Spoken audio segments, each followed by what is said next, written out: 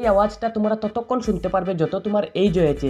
চলো দেখি কত এইজ পর্যন্ত শুনতে পাই। আর গাইস সাবস্ক্রাইব করো, তোমরা সাপোর্ট না করলে আমি ভিডিও বানাতে উৎসাহ পাই না। প্লিজ সাবস্ক্রাইবটা করে দিও। স্টার্ট করি।